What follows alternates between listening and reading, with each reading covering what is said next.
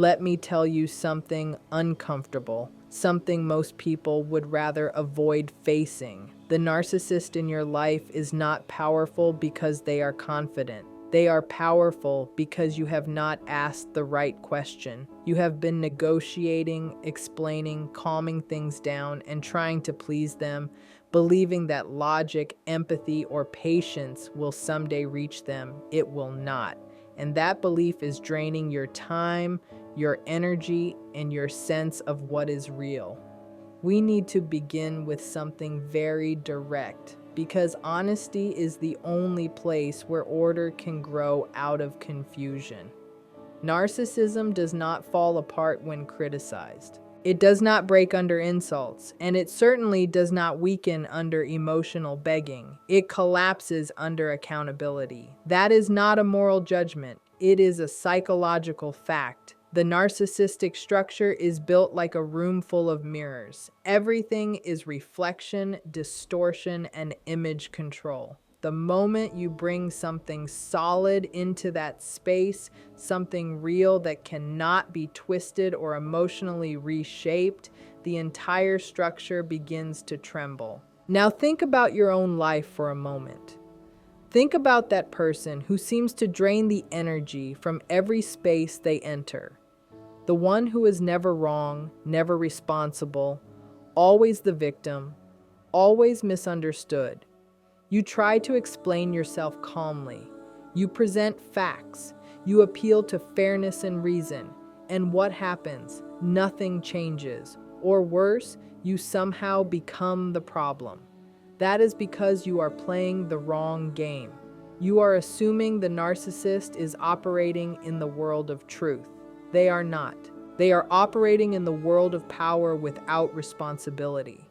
Accountability is different. Accountability is reality knocking at the door. It is the requirement that words and actions match over time. It is the demand that someone stands still long enough to be measured against their own statements. That is exactly what the narcissist cannot tolerate because they do not have a stable inner structure. They have an image, not a self, and images fall apart when they are asked to carry weight.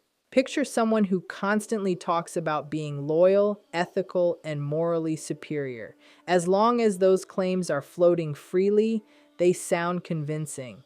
But the moment you calmly say, without anger, without insults, okay, then explain this specific action at this specific moment and take responsibility for what happened, everything shifts. You may see irritation, avoidance, sarcasm, sudden emotional explosions, or cold withdrawal. That reaction is not strength. That reaction is collapse. It is like asking a bridge made of cardboard to support a heavy truck. When it falls, it reveals what it was made of. Accountability is weight. Truth has substance. Narcissism can only survive in weightless environments, places where nothing is tracked, nothing is remembered, and nothing is followed up. That is why narcissists flourish in chaos. Chaos gives them endless escape routes. You might be thinking, I do not want conflict, I just want peace. That feeling makes sense. But here is the paradox. Avoiding accountability does not create peace. It creates a quiet, ongoing misery. The kind where you are always explaining yourself, always questioning your memory, always wondering if you are the unreasonable one. Accountability feels risky in the short term, but it is the only path to peace in the long term. Think about a work situation. A narcissistic boss takes credit when things go well and blames others when things fail. Everyone sees it, but no one names it. Why? Because naming it would require accountability, clear roles, clear standards, and clear consequences. So the dysfunction continues, not because the narcissist is strong, but because everyone else is avoiding the weight of truth. Responsibility is heavy. Most people put it down. Narcissists never pick it up at all. Here is the part that is hard to accept. Narcissists do not fear emotional exposure. They fear being pinned down by facts. They fear consistency over time. They fear records, patterns, and follow through. They fear a calm sentence spoken without rage or long explanations. You said this, you did that, these were the results, what are you going to do now? That sentence clears the fog. And in clear air, narcissism cannot breathe. Accountability is not punishment. It is orientation. It is saying, this is where we are in reality, and reality cannot be bargained with. That is why narcissists will always try to pull the conversation back into feelings, interpretations, intentions, tone, and misunderstandings. Anything except actions and results, because actions and results are the one place where performance cannot last forever. If you take one thing from this, let it be this: you do not overcome narcissism by being louder, sharper, or more morally correct. You overcome it by refusing to take part in unreality, by calmly insisting on responsibility, and by keeping your footing when they try to drag you into emotional confusion. That takes courage. It takes self-respect. It requires you to tolerate the discomfort of truth. But the reward is significant. The moment you stand firmly on accountability, the dynamic shifts. Either the narcissist adjusts, which is rare but possible, or they retreat, attack, or disappear. In every case, clarity appears. And clarity is the base of a life that actually feels like your own. You need to understand this carefully, because this is where many people make a serious mistake and then blame themselves for what happens next. When you ask the right question, the question that exposes a narcissist, you are not taking away their power. You are removing the mask. Those are not the same thing at all. Power is real. A mask is a performance. Confusing the two is how people end up shocked, hurt, and disoriented when the truth finally becomes visible. Many people walk around believing that if they just reveal the truth, if they just say the perfect words, the narcissist will suddenly fall apart, apologize, become reasonable, or retreat in shame. That is a fantasy, and it is a dangerous one. What really happens is far more informative. The question does not weaken them, it clarifies them. It shows you exactly what kind of power you are dealing with, without charm, without story, without the carefully managed identity they present to the world. Think of it this way. Imagine watching a magician on a stage. The tricks look amazing. You are impressed.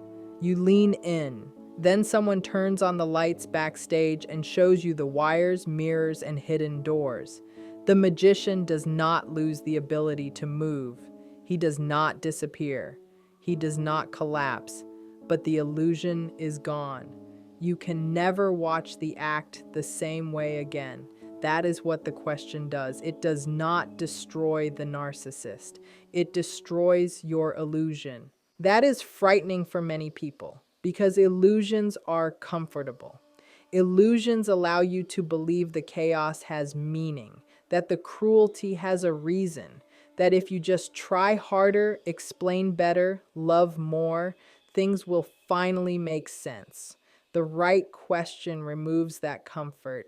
Suddenly, you are not dealing with a misunderstood hero or a wounded soul. You are facing a pattern of behavior that is cold, predictable, and consistent over time. Consider a simple example. You ask a narcissistic partner a grounded question, not an accusation, not an emotional appeal, just a question that requires words and actions to line up. What happens next? You do not get reflection, you do not get responsibility, you get anger, ridicule, avoidance, or an attempt to dominate the conversation. That moment is not weakness, it is exposure. You are seeing the system underneath, not the surface display. People often say, they got worse after I asked that question. Yes, that is expected. You did not remove their power, you removed their disguise. and power without disguise feels threatening. It is the moment you realize you are not talking to someone who wants mutual understanding, but to someone who wants control. That does not mean the question failed. It means it worked. This is where precision matters. The goal is not to shame the narcissist. The goal is not to win. The goal is to locate yourself in reality. Once you can see clearly, you can make adult choices. You can set boundaries. You can stop over-explaining. You can stop negotiating with someone who was never negotiating honestly. When the mask falls, they do not become less dangerous. They become easier to read. Think of a predator in nature. The danger is not that it exists. The danger is not knowing where it is or what it is. Once you can see it clearly, you can respond with distance, protection, and strategy. That is what clarity provides. Many people feel guilt at this stage. They say, I triggered them, I made things worse. No, you revealed what was already there. The storm did not begin because you noticed the clouds. You simply stopped pretending the sky was clear. That guilt is the leftover effect of manipulation. It is the belief that truth itself is an attack. It is not. It's orientation. It's how you learn where you are standing and what ground you are actually on. And here's the deeper layer, the one that truly unsettles people when they finally face it. When the mask falls away, but the power dynamic stays exactly the same, you are pushed into an uncomfortable confrontation with yourself. Not with guilt for causing their behavior because you didn't cause it, but with the reality that you tolerated it for longer than you should have. That realization hurts because it removes your last place to hide. You can no longer say, I didn't know what was happening. You did know, at least on some level, and knowing creates responsibility. Knowing asks something of you. Even if the action you take is quiet, even if it's just emotional withdrawal, internal distance, or the decision to stop engaging in pointless arguments, it is still action. The question you finally ask is not a weapon meant to attack them. It's a mirror held up to the situation. And once you've seen what's reflected there, you don't get to return to innocence or denial. That is the cost of truth, but it's also the base of real strength, because from that moment forward, you are no longer confused.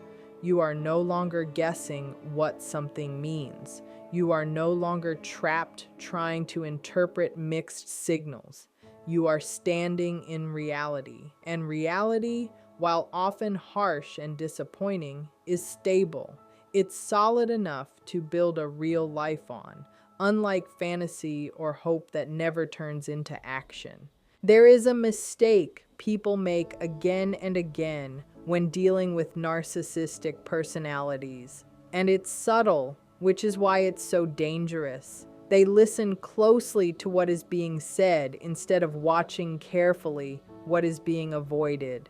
They focus on the story, the explanation, the emotional performance, the words that sound convincing or dramatic. And in doing that, they miss the most important piece of information of all, evasion.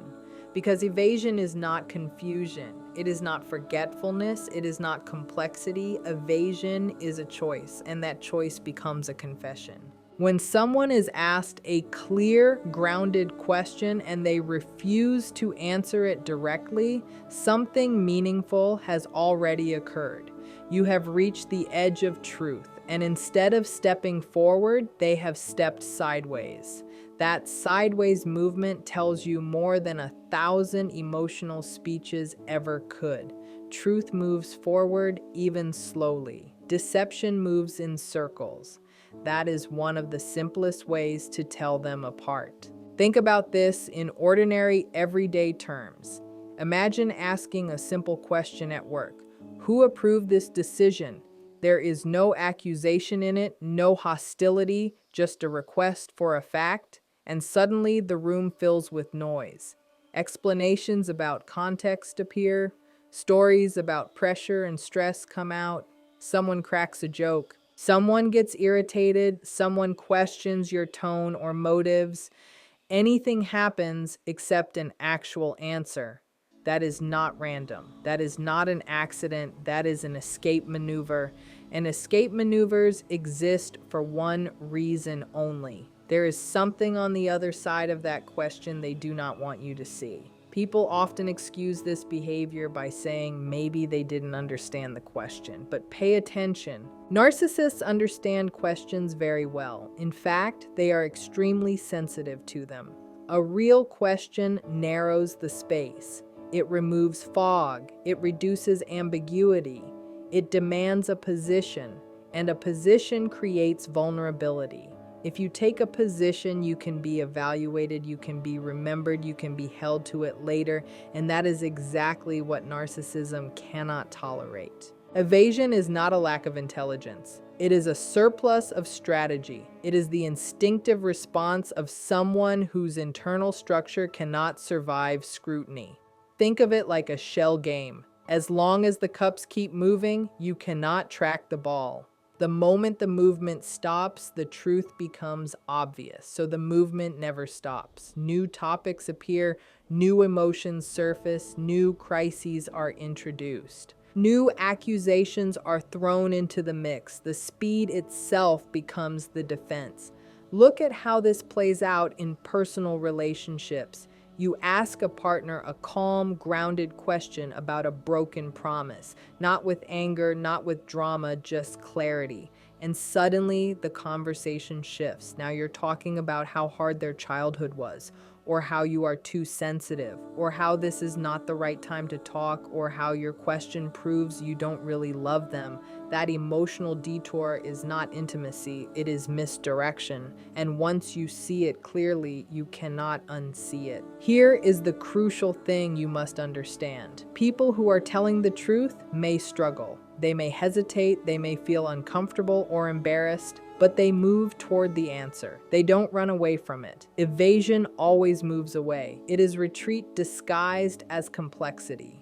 And when that retreat happens repeatedly over time across different situations, you are no longer dealing with misunderstanding. You are dealing with character. Think of truth like a fixed point on a map. If someone is honest, even if they take a winding path, you can see the direction.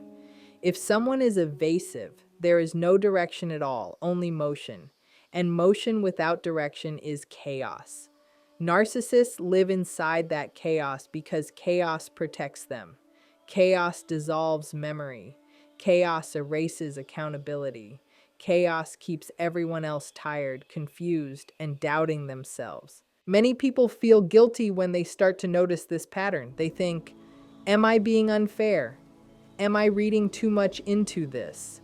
But noticing evasion is not an act of cruelty. It is an act of perception. You are not guessing motives. You are observing behavior. And behavior is the most reliable indicator of truth there is. Evasion also reveals hierarchy. When someone refuses to answer a question, they are quietly saying, I am not subject to this. That is a power claim, not spoken out loud, but acted out. And once you see that, the entire relationship rearranges itself in your mind. You realize you were never having a mutual exchange. You were being managed, controlled, and steered. This is where it becomes personally difficult. Because once you recognize evasion as confession, confusion is no longer available to you. You know what you are dealing with. And knowing places responsibility in your hands. Responsibility to stop chasing answers that will never come. Responsibility to stop explaining yourself to someone who already understands perfectly well. Responsibility to decide how much access this person gets to your time, your energy, and your inner world. Truth does not shout. It does not perform, it does not dramatize, it stands still. And when someone refuses to stand still with it, that refusal is the message. You don't need to argue, you don't need to convince, you only need to notice the pattern. And patterns do not lie. People lie, but patterns do not. Once you learn how to read evasion accurately, the fog lifts. Conversations become shorter. Confusion fades. You stop trying to pull sincerity out of someone whose entire strategy is avoidance. And in that clarity, something important happens. You regain your balance. You stop spinning in circles. You stop bleeding energy into endless conversations that lead nowhere. You step out of the maze, not because you finally found the exit, but because you realized the maze was built so you would never find one in the first place. There is also something deeply revealing about emotional reactions, and most people misunderstand what they are witnessing when they encounter them. They think emotion means weakness, loss of control, or immaturity. That's not accurate. Emotion, especially sudden and exaggerated emotion, is a signal. It shows you exactly where the hierarchy is, who believes they are above whom, and which invisible rule you just broke without realizing it. Here is the truth that matters. People do not react strongly when they feel equal. They react strongly when a hierarchy is threatened. When someone believes they are entitled to dominance, exemption, or authority, and that belief is questioned, the response is rarely calm. It shows up as irritation, outrage, mockery, or punishment disguised as emotion. Think about a simple everyday situation. You ask someone a neutral question, not an insult, not an attack, just a question that assumes equality. Why did you make that decision? Or can you explain this? And suddenly the atmosphere changes. Voices sharpen, bodies tense. The unspoken message becomes clear. You don't get to ask me that. This reaction has nothing to do with the question itself. It has everything to do with rank. Narcissistic personalities are especially obvious here because they live inside invisible hierarchies. They don't announce them, they enforce them emotionally. As long as you stay in your assigned role, agreeable, admiring, non-threatening, everything feels smooth. The moment you step outside that role, the emotional reaction appears. And that reaction is not random, it is corrective. It is meant to push you back into place. People often dismiss this by saying someone just has anger issues. But anger always has direction. Anger always has purpose. In these cases, anger is a tool of control. It is a dominance display. It says, I am allowed to react, you are not allowed to question. Once you understand this, the confusion disappears. You stop taking the reaction personally. You start reading it as information. Look at how this plays out in families. An adult child sets a calm boundary, nothing dramatic, just clarity, and the parent explodes into tears, rage, guilt, or accusations of betrayal. Why? Because the hierarchy just shifted. The child is no longer acting like a subordinate. The emotional response is an attempt to restore the old order, not through discussion, but through pressure. Or look at the workplace. A narcissistic superior responds with sarcasm or humiliation when a junior employee offers a reasonable alternative. The idea itself is not the threat. The implied equality is. Once you truly see all of this, you understand something fundamental. The problem was never communication. It was never explanation. It was never your tone or timing. It was rank. And once you stop trying to negotiate rank with someone who demands superiority, you finally regain your freedom.